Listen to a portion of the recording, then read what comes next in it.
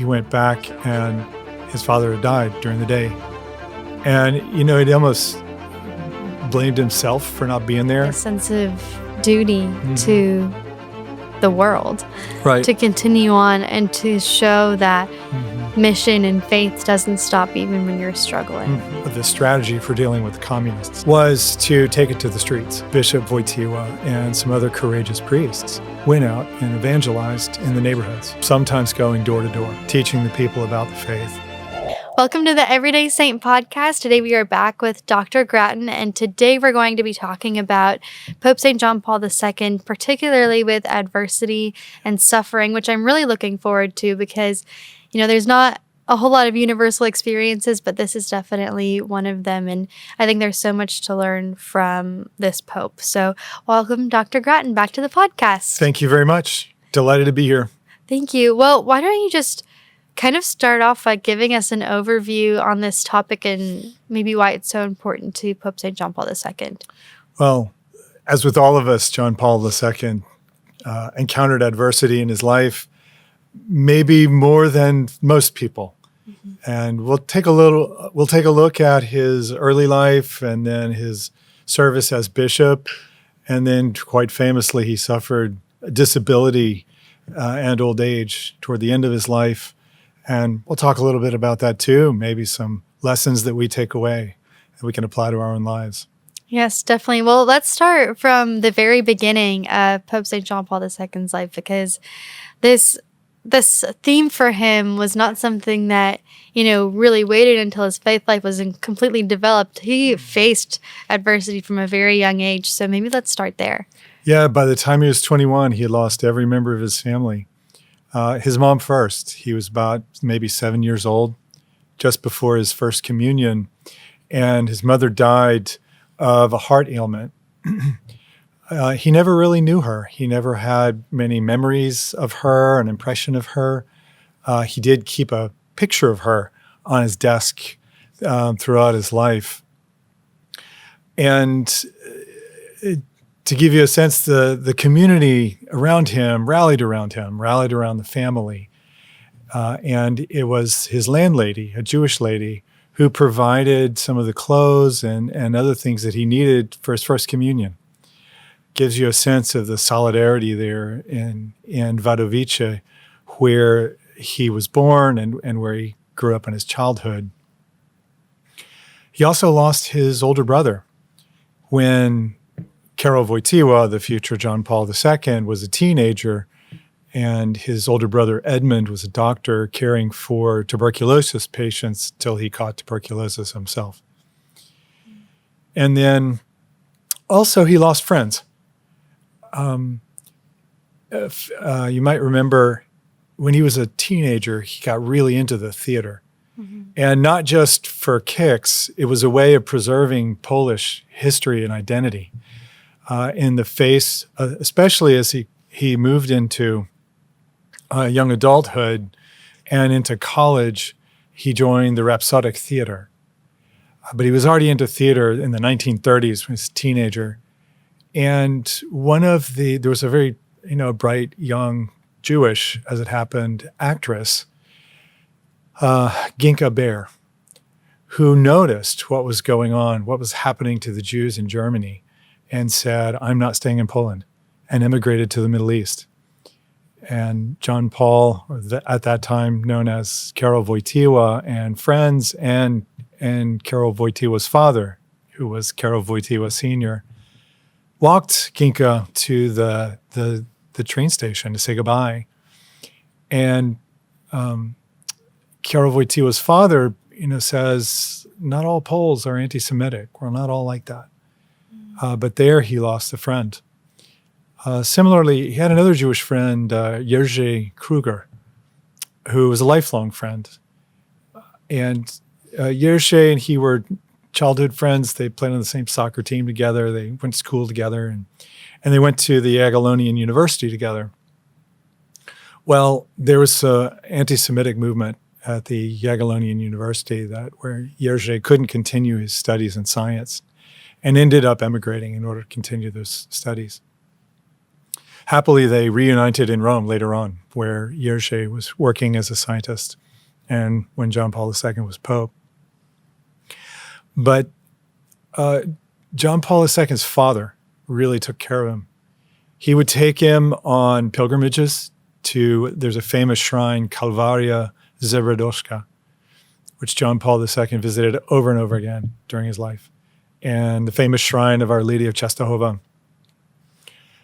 His father taught him Polish history, Polish culture, and accompanied him to college when John Paul II was heading off to the Jagiellonian University. His father moved to Krakow with him. They lived in apartments fixed up by John Paul II's uncle, the brother of his deceased mother. And his two aunts, her sisters, lived in the apartments on the top floor. Karol Wojtyła and his father lived in the basement apartment, which was kind of damp and chilly, and they nicknamed it the dungeon. So, it wasn't great. No. Maybe a little bit of adversity in the midst of the excitement of going off to college. And John Paul II had this kind of appreciation of asceticism. And the rather, maybe difficult, less than ideal conditions didn't bother him too much. He had an intense intellectual life. He was very interested in the conversations going on campus. And so if we're asking ourselves, how did he deal with adversity? Well, it was not only that his community took care of him, but also he found stuff to be interested in, right, to where he didn't pay that much attention to some of the stuff. He didn't obsess over it, as to use our terms today. Right. Didn't let that just be the definition of his life and what really marked the day-to-day. Yeah, that's right. He kind of pushed past it. So there's a little bit, he's young. Right. He's got a good community around him, especially his dad and some close friends. And, when you're that young and you face adversity, that's kind of what gets you through it. And, then he matured, teenager, and goes off to college. Continues to lose his losing friends because, in the early 1940s, of course, the Nazis invade. And then the Soviets invade the other half of Poland. The Nazis, he sees his friends murdered. Wow. And he sees when he's at the Jagiellonian University, he has a great first year. And in the second year, the Nazis, in a sense, decapitate the intelligentsia by taking many of the professors out and shooting them. He has to continue his studies on his own at first, and then in an underground seminary once he commits to the vocation of priesthood. So a lot of adversity there in his early life. Right. And a lot of suffering, but also just a lot of looking at this and being like, what do I do from here? And did he ever talk about or write about that time in his life? Because we see him as Pope St. John Paul II, the great. That's what he's known as. But yet there's this childhood that he lived and young adulthood that he lived that wouldn't necessarily, he wasn't the Pope yet, right? He didn't have that spirituality quite yet. It was still developing. So did he ever talk about that or write about it? He did many times, and a few come to mind. When his father died after his first year at the Jagiellonian University. And it really obviously upset him quite a bit. The story is that he came home, I believe, from class one day or from work. He had been out all day.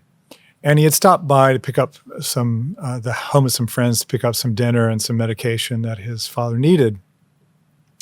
And one of the members of the family walked home with him to heat up the food. And she went in the kitchen. He went back, and his father had died during the day. And, he almost blamed himself for not being there. Of course, that's, it's not right, but he couldn't have done anything about it. And he spent the evening, the whole night there in the company of this friend, but praying in the room where his father lay and talking with this friend. And later he wrote about it and reflected back on it. And he said, despite the company, I never felt so alone. Because at that point, he had lost everybody in his family. Mm-hmm. Of course, John Paul II looked at adversity as he saw the opportunity side as well as the suffering side of it. And he, not long after his father's death, met Jan Tyrnavsky, whom we spoke about in another episode of the podcast. But Jan Tyrnavsky was a mystic and a tailor who formed that network of young people who really catechized their peers and provided cultural resistance. John Paul II learned how to pray in the Carmelite tradition and got some mentoring and leadership. So there was an opportunity. Jan Tyrnavsky, not his father, but a kind of father figure for him, a spiritual father, if you will. So there's, one door closes and one door opens, as people often say. And then later on, he writes a letter to the elderly. And in that letter to the elderly, John Paul says, we elderly can look back over our lives, decade by decade, and see ourselves in the events of world history, which I have been privileged in some cases to be at the center of. He is thinking of World War II. He is thinking of the communist regimes that he understood so well and opposed, and eventually had a hand in bringing the downfall of. So he does look back, and he sees the suffering, but he sees the good that came of his own persistence and cooperation with grace. Yes. What do you think he would say to someone who is facing an adversity similar to him, maybe loss of a loved one, or even as something as simple as a friendship not working out the same? Well, first he would say prayer. The daily practice of prayer prepares a person to handle whatever. And it's not always suffering. Sometimes it's joyfulness. Sometimes it's some great thing that, you'd like to say, like Peter says to Jesus on the Mount at the Transfiguration, let's build some huts here and just stay. Let's make this joyful occasion go on forever. But life isn't like that. Joyful episodes don't last forever, but the same with suffering in a way. John Paul II will say, suffering is not going to last forever. And by committing to faith, relying upon God, that something good will come out of whatever suffering you're going through. Prayer, part of the advantage of prayer is you recollect yourself. You might start with vocal prayer that might pass to meditation. Your thoughts and your feelings, you're sort of thinking more deeply about them. You're listening for God. You might present your problems to God in prayer, listen for a response. That's number one. And hope would be, he would say, lean on the virtue of hope. It's not just a theological doctrine. It's a part of our experience going through time, to say, here's a setback. I don't think I can make it. And, by hope, you realize that it's not mainly up to you. You're doing the best you can. And we talked about asceticism, right? And relying on his community to take care of him. Well, the community is not something he controls, but it took care of him, so you don't have to do everything. But you do your part. That's, his asceticism. I think sometimes we think of asceticism as this just having a stiff upper lip and taking it and even remaining cheerful when other people are, not recognizing your contribution. That's not really it. It's asceticism is in the context of friendship, where people know you know others. There's a shared suffering, and you're both committing yourself to, as it says in Matthew chapter 6, prayer, almsgiving, and fasting. The three pillars of the Christian life. And fasting and asceticism are drivers of asceticism, which we do together. And when we do it, for a good goal, right? Mm-hmm. Because we see or believe and have faith in something that we're pursuing that's good, we can still be cheerful in the midst of suffering. And through prayer, fasting, and asceticism, on a regular basis, we prepared for the sufferings that we don't know are coming. Right. I think an interesting point that I picked up on as you were talking, you mentioned hope as a virtue. Yeah. Versus just something that happens to you, mm-hmm. or, oh, that person's very hopeful, but it actually being a virtue and something that you can practice and work on. And that seems to be a theme for Pope St. John Paul II, that he faced all these things and chose to turn to hope, maybe. And it didn't just so happen that he was optimistic. It was something that he really had to put into practice. And I think that's a good lesson for us, too, that when something bad happens to us, there is some level of, I need to practice virtue here because this is going to prepare me for the next time that I face a challenge or a difficulty like this. It's not just, woe is me, this just so happened to me. But there's actually something we can do about it in faith and with God. You don't control the thoughts and emotions and feelings that well up within inside you. Sometimes they're pretty distressing. Sometimes they're quite joyful. But the way you respond to them is the thing you have a choice about. And as you develop virtue and sort of the habit of responding to those things that well up within inside you, in a way, it expands your freedom. You said, I got mad this time, and I didn't act very well. I flew off the handle. But, being able to direct your anger to a good end when there's really an injustice there, that's an expansion of your freedom, because you can then direct your interior life towards something good. And that's all the virtues, but in particular the virtue of hope, overcoming adversity, to keep going toward whatever is the good thing is that you aspire to in this little part of your life. Yes, absolutely. And so now we've heard about kind of his very young life, right? Losing everyone by the age of 21, which for most people, that's right around the time that maybe you graduate college, at least in the United States. And now he's losing friends, seeing his country really falling apart. So where does he go from here? After World War II, he's ordained a priest. And he is committed to Christ, to bringing people to the faith, and to the Polish Catholic culture. And he also realizes that for Poles to be free to worship God and ultimately to govern themselves, he has to oppose this communist regime in Poland. And he becomes pretty clever about doing it. There's a lot of adversity there because the Polish communism writ large, and obviously the Polish communist government, had no place for religion in society. Communism is officially atheist, and they work to eliminate all things religious from the consciousness of their people. And so they had what we would call religious freedom, did not exist. But the Polish church did exist. And the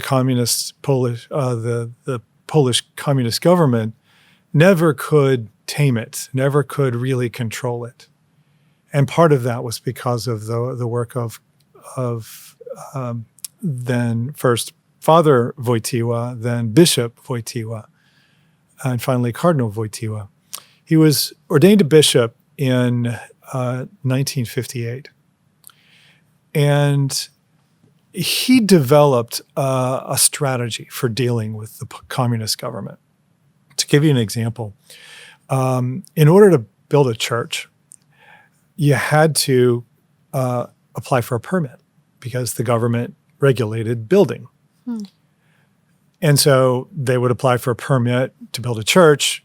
The communist government doesn't want churches, so they wouldn't respond to the permit. So prong number one of JP2's strategy was we'll apply for permit after permit after permit. So upwards of 30 a year. So over 2 a month to jam the system with permit requests. And then they would go back and they would say, well, hey, we've been waiting for an answer on this permit. Could you give an answer on this permit, one after the other? But the second prong of this strategy for dealing with the communists was to take it to the streets. So Bishop Wojtyła and some other courageous priests went out and evangelized in the neighborhoods, sometimes going door to door, teaching the people about the faith, speaking to them about human dignity, encouraging them, bringing them together for worship, sometimes in a field because there were no churches or they were too crowded, and it was successful. What they would do is they would not only apply for the permits, but also, in a sense, create the community that was the parish, and then go to the government and said, wait, we've got a parish here with all of these people. Now in this neighborhood, we need a church. And it tended to force the hand of the government and was successful over almost a 20-year period, from about 58 to the time that John Paul II becomes Pope. They established about 30 parishes, new parishes that didn't exist before. The most famous example is the church in a Polish town called Nowa Huta. And Nowa Huta meant new town, designed from scratch by the communists, of course, without a church. So it was supposed to be a workers' town. It had factories. And it had these awful high-rise apartments with no halls, but only stairs. And so imagine you want to go visit your friend, and you would have to go down the stairs, out of the building, over to the stairs that would go up to their apartment. And it was specifically designed to keep people away from each other, to separate people. Very clearly. Yeah. So it gives you some insight into the design of this town. Well, John Paul II would go every Christmas vigil and celebrate Mass in the field outside Nowa Huta. And even on the best weather days, it was cold on the Christmas vigil. Mm-hmm. But year after year, he would go as bishop and celebrate the vigil Mass in this field outside of Nowa Huta. And then kept going to the government and say, look at all these people. I need a church in Nowa Huta. And eventually it got built. And when and it in a way it's a good lesson in how a person's perseverance builds community. Because when they went to build this church, it had become such a well-known effort, initiative, and project that the Dutch contributed the bells, and the Pope contributed like a piece of moon rock that a U.S. astronaut had given to him. And then when they inaugurated this church, people came from all over Europe on pilgrimage to be at the first Mass. And it was built on the labor of all of the Polish people and probably others who simply came on pilgrimage to help build this church. So confronted with a severely antagonistic government, talking about adversity, John Paul II was clever in the way that he dealt with government regulations. He was, zealous and persistent in the way that he evangelized people who, if they wanted to not run into trouble with the government, they kept their religion hidden or they abandoned it. But he tried to kindle it and bring it out knowing that that was really the best for them in the end. And you can see this a little bit later, I think. I don't know this for a fact, but I think there's probably a connection between John Paul II's experience, for example, of building churches as a bishop and an archbishop, and his thinking about solidarity. Now, we think of the solidarity movement, which was a workers' movement that emerged in the early 80s and was very much involved in toppling communism. But there's also a concept in Catholic social thought, solidarity. And it gives you a sense of the thinking, I think, of John Paul II. He explains solidarity in an encyclical Solicitudo Rei Socialis on social concern. And the basic scheme of solidarity is first, do a careful analysis of the real social problems so you understand what people are dealing with. Then draw from the Catholic intellectual tradition the truths about the human person so that you understand what needs to be there in order to restore their dignity in these difficult social circumstances. And the third step is come up with and commit to a plan of action in order to move forward. And you need courage in order to sort of confront the adversities in all three steps in a way, because if you don't have courage, when you look at the real social situation, you're going to find some scary things, and it almost takes courage to admit them. Mm-hmm. And then when you look, but if you don't have a good grasp, when you go to look at the Catholic intellectual tradition and say, what will really help, you're going to miss it because you have blind spots. But let's suppose you get through the first two steps and you really understand the problems, and you've kind of thought about what really needs to be put back into the social fabric to restore that human dignity. You got to come up with a plan of action, and you got to commit to it. And we all know that, plans last about as long as it takes to begin implementing them, and then things happen. You have to change the plan. Right. Yep. And there's more adversity. Mm-hmm. But that's a basic principle in Catholic social thought that we still need today. I mean, it's one of those perennial principles. And, the people who follow us in upcoming generations are going to need that same principle. They'll have it different circumstances. But John Paul II's example, provides a good lesson for us. Absolutely. And I'm curious what he would say to, or maybe give advice to someone who has come up with a plan or come up with something that they've dreamed of doing. And sometimes then when you start implementing the plan, things go wrong. And then is this a sign from God that I'm not supposed to be doing this, or a greater sign that I need to keep going? Yep. Do you think he would have any advice to someone who's questioning whether this difficulty is keep persisting and it'll be worth it, or maybe this is your sign that you're supposed to do something else? Well, I think one of the first things he would say is the Holy Spirit is the protagonist of history. It's not political forces. It's not a politician or a political institution. It's not a military that's the protagonist of history, or a corporation, or any kind of cultural institution. It's the Holy Spirit. So by undertaking something that you think is important and that you aspire to achieve, you are really undertaking a learning process about God's providence.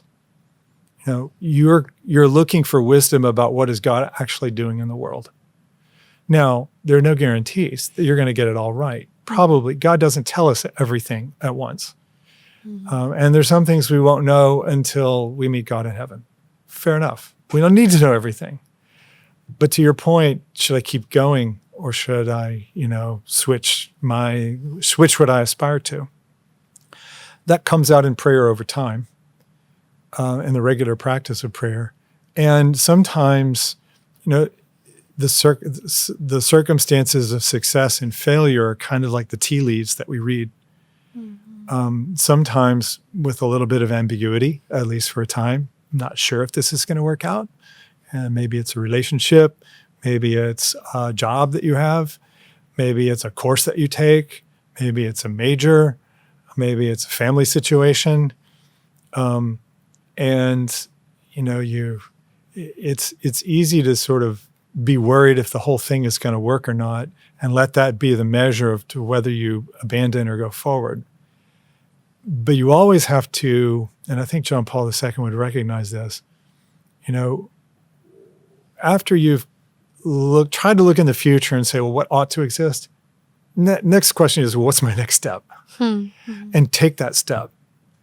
Go at it hard. And don't be afraid of failure.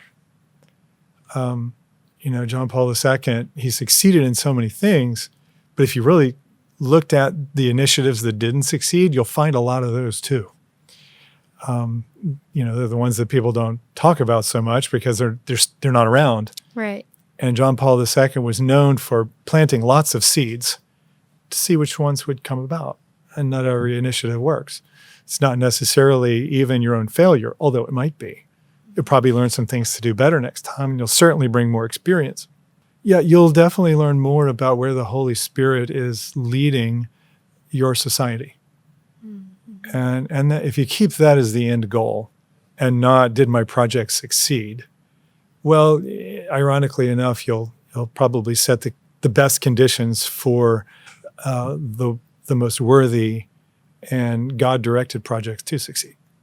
Yes, that's really wise to think of. And, I'm thinking of the people who might be listening to this podcast around that high school or college aged and didn't get into the college that they wanted to, or maybe they're hearing back from jobs and not getting the jobs that they were hoping for. Or the sports team that they went for. Yes, and now they just kind of feel stuck. But you just talked about all these initiatives that John Paul II worked towards that didn't work out. Is there any insight as to how he dealt with failure like that, or seeming failure? Maybe you could call it redirection, but at the time it probably felt a lot like failure. Well, I'm going to sound like a broken record here, but prayer. The daily practice of prayer led to an ongoing conversation about whatever was concerning him. There's this famous story when he's in the seminary, and the Cardinal Archbishop of Krakow was Cardinal Adam Sapieha, who spent an hour in the evening in the chapel, and as George Weigel in the biography of John Paul II tells it, presenting his cares and his concerns to God. And John Paul II certainly learned how to do that, talking it over. There are times when, you feel terrible because maybe something you succeeded at hurt others. Never mind, you failed at what you tried to do. And you do need some time. Retreats are important. And making time for prayer helps you to understand, how to handle those failures, but also talking with other people. Getting the perspectives of people that you can trust. And then being willing to take a new direction. You were talking about not getting into the college you wanted, and made me think of not getting on the sports team you wanted. And I know that, when I say a high school student or a college student comes to the end of their sports career, it's been so all-consuming that they kind of wonder, what's my next mission? Soldiers, I think, have this too. And it takes a while to think, okay, what has this intense experience given me? And to go intensely into a sport or the military or anything that you really commit your heart to can be an excellent experience because you realize kind of what devotion will do for you. But at the same time, if it's devotion to a sport or to a career or to a course of study or whatever it is, it's going to end. And you're going to have to pick something else. In a way, you're going to have to find something else to aspire to. And, until, God takes you from this life, kind of like St. Paul, you not only aspire to heaven, but it's going to be something in this life. And remember, Paul wonders himself, should I prefer to die and go meet the Lord, or should I prefer to continue on preaching the gospel? And finally he comes to, well, I don't know. I'm not going to worry about it. And he probably, chose his next Christian community to visit and went about the next step, visiting them. Mm-hmm. So there's kind of a balance of long range. What's the next step? When I took that next step, what I learned. And so I'm willing to pivot to something new if I really think that's the direction that God leads me through prayer. Right. And we talked a lot about this in the episode on JP2's spirituality and just that contemplation that he had. So it's kind of this mix of reflection on where I've been and then also just focusing on the next step, I think is really key. And I'm sure that he had such a grasp on that with all the loss that he experienced and just that sense of his own mortality and what this life has to offer. And two, I'm thinking about, as we move forward and thinking about the rest of his life as well, he was a priest and then a bishop and then became pope. But all of those things were just a next step and probably things that he didn't anticipate for himself either. I mean, when he was younger, he didn't even have an aspiration to be a priest until all of a sudden that was the next step for him.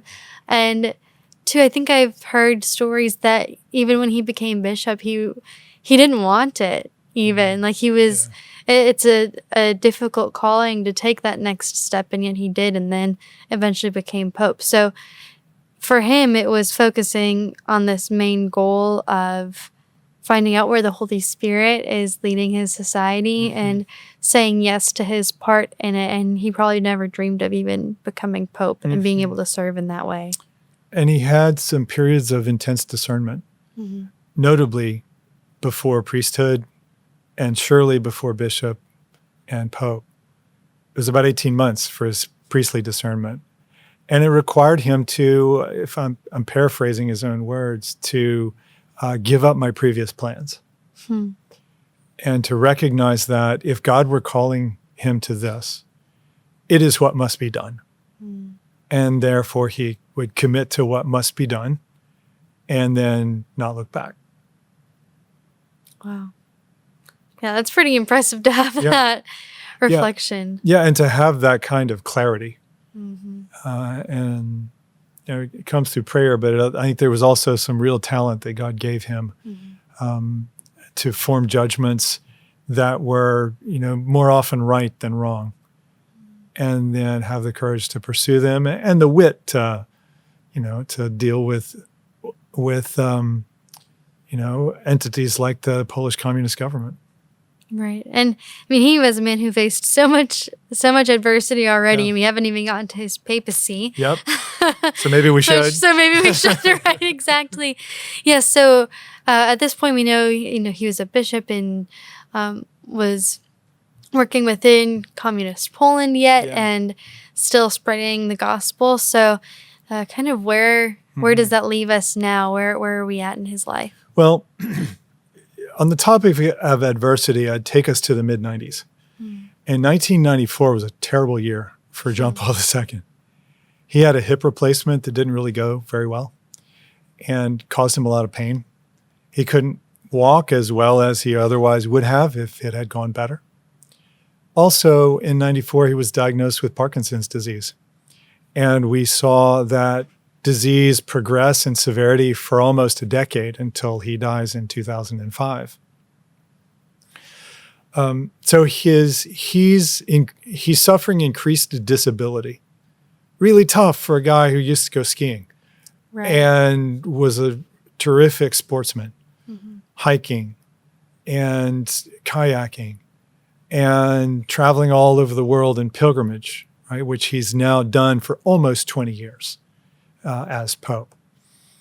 It's tough for him to slow down. And really the way to put it is for his body to force him to slow down because he didn't want to. And over that next 10 years, the signs of his disability become more visible, But if he's going to continue as Pope, he's got to stay in the public eye, which now is perhaps the brightest, largest public eye that any human being has ever had. So this all starts in 94. Also, the Jubilee year is coming, where he's leading the church into the third millennium.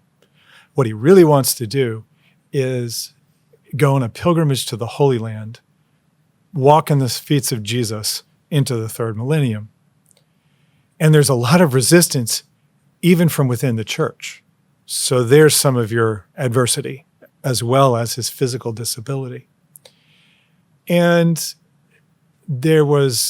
it's not as though people opposed this Holy Land pilgrimage for bad reason. They just thought it was too fraught with political problems and diplomatic problems and logistical problems. And how are we going to keep the Pope safe? But John Paul II really wanted to go. And so how did he deal with it? Along about 99, so right before the Jubilee starts, he simply issues a letter saying, I'm going to the Holy Land, and here's why, and here's where I'd like to go. And I hope that people will arrange for me to go to these places. So not only a kind of persistence and, let's say, political prudence in the virtuous sense of the word, not just rank politics, but political prudence and about how to understand, how to move organizations forward and how to pursue the common good. Out of political prudence, wisdom, and persistence, he dealt with, the internal workings of the church, and able to make this Holy Land pilgrimage happen. Then if we go, so the pilgrimage in a way was the pinnacle of his papacy. And the last, 4 to 5 years of his papacy after the Jubilee, that disability continued, preventing him more and more from being able to travel. He still did it, but with greater difficulty. And then there were the last few weeks of his life, where Parkinson's had progressed to a pretty advanced stage. He spoke with great difficulty. Mm-hmm. He even largely lost control of his facial muscles, and he drooled in public. Mm-hmm. But he didn't hide that. It might have been embarrassing, probably was, mm-hmm. But I'm on a mission. I'm the Pope, and I have to show up for work. I have to show up and meet people. And he loved to do the Angelus from the window at St. Peter's Square and bless the people after the Angelus and speak to them. And it was Palm Sunday, a couple of weeks before he died, if memory serves. And he had practiced, doing the Angelus and what he might say and giving the blessing to increase the chances that he would actually be able to vocalize some part of this Angelus on Sunday. And he gets up to the window and he can't do it. And there's a famous video out there where you can just see this internal struggle where he's trying to vocalize the prayer and the blessing. And finally, he just sort of, in a way, slumps over, gives up in disgust, surely from disappointment, but not before he raised his hand and blessed the people. And that always sticks in my mind, mm-hmm. as, he fought right till the end, mm-hmm. To carry out his mission as Pope. Even when, all the world could see, the disabilities of old age, and in that way taught the world how to suffer, and gave a great witness, that is a witness to hope. Yeah. Wow. That's a beautiful story. Yeah. So heartwarming, honestly, that it was, he could have easily just done away with a lot of those things, but none of the things that he did as Pope, like this, like leading people in prayer, none of that was for him. Mm-mm. He could have sat in adoration and prayed all day if he wanted to, but he had this sense of duty to the world, Right. to continue on and to show that Mm-hmm. mission and faith doesn't stop even when you're struggling. Mm-hmm. And that's really important for us to understand and to see that, and just to see someone so remarkable and so in the public eye choosing to suffer, that's really inspirational, I think. Really Sure wonderful. Yeah, so what was maybe some of the general consensus of the people at that time watching the Pope suffer in such a way? Well, sympathy. There was a real connection, because as he was in his last hours on the vigil of Divine Mercy Sunday, people gathered in St. Peter's Square. And at one point, he sends a message to all the people in the square. I think it was Cardinal Givich, his personal secretary, that got close enough to really understand what he was saying. And it became clear to them that John Paul wanted to send a message to the people who had come to gather in St. Peter's Square as he lay dying. And the message was, I have searched for you, and you have come to me. Thank you. And you can see how suffering can build community when it's shared. And in a way, it's part of human beings to come together to help someone who's suffering, and even to share that suffering. So in a way, I think that's the way that the public reacted. What they might have taken away are the very practical sort of lessons, how you handle suffering. And it gets back to what we were talking before about, whether you pursue a project or whether you abandon it, whether you share your suffering with someone, or whether you don't. And when you're sick, there's a certain amount of discretion, it's like, I'm not going to tell people about this medical condition. Maybe they don't need to know or something. But when you need help, you have to share it. You don't want to be afraid. And so, for example, it's related to today. People recognize a kind of mental health crisis, but there's also can be a kind of stigma about, if you've got a mental health issue, you don't want to talk about it. You don't want people to know. On the other hand, it's hard to get help with that. If people don't know, you're probably going to be discreet about, where you seek help and how. But at the end of the day, John Paul II gives us a kind of example that not hiding suffering is preferable to hiding it. When hiding it is going to become such a burden and put you in a kind of corner of fear that erodes your dignity. Don't do that. Don't hide the suffering that should be shared with other people. In order because that way you can get help. You draw other people, you give them a chance to care for you. And you can possibly witness together to Christ's suffering and have that be, as the New Testament says, a participation in the sufferings of Christ. Right? So in the end, he kind of shows us a kind of preference for sharing suffering over hiding it, even though sometimes discretion is necessary. But in wisdom, it will show you the way to share it appropriately.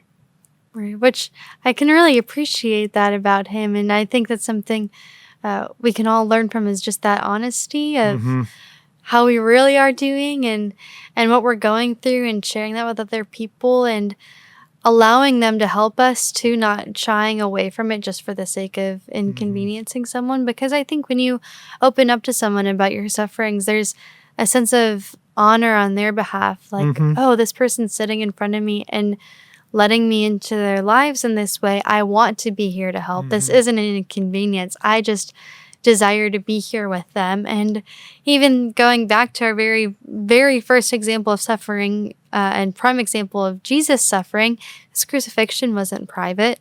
That was public. Mary sat with him.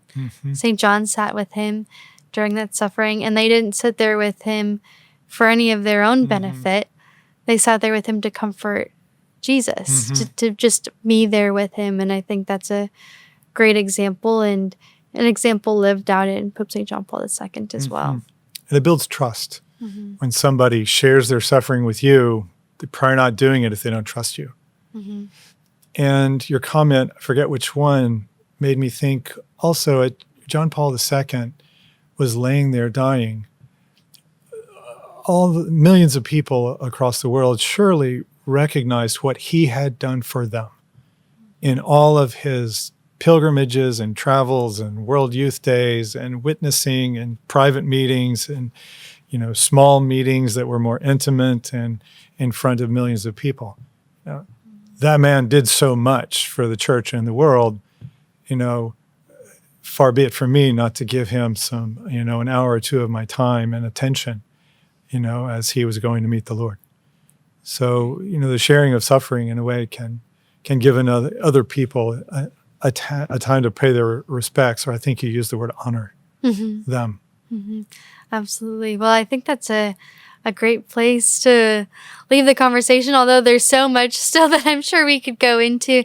Are there any parting words you would like to add before we go? These are just a few stories of John Paul II's life, and it's a tip of the iceberg. Right. I would encourage people to investigate on their own the life of John Paul II. Great place to start are George Weigel's biographies. Also John Paul II's own writing. There's a beautiful reflection on priesthood, gift, and mystery. There's a beautiful reflection on the Jubilee year, crossing the threshold of hope. And those would be good places to start as well. So they're very accessible. Some of the encyclicals can be kind of deep reading, heavy reading. Others not so much. But I would just encourage them. Oh, and maybe look up, this is fun too, look up video footage of John Paul II. He's got this beautiful sonorous voice, a very strong voice, which he probably cultivated as a theater actor early on. And look at some of the footage, because he's very charismatic. He is, definitely. Well, thank you so much for coming on and sharing all of these great stories. It's been really wonderful. You're welcome.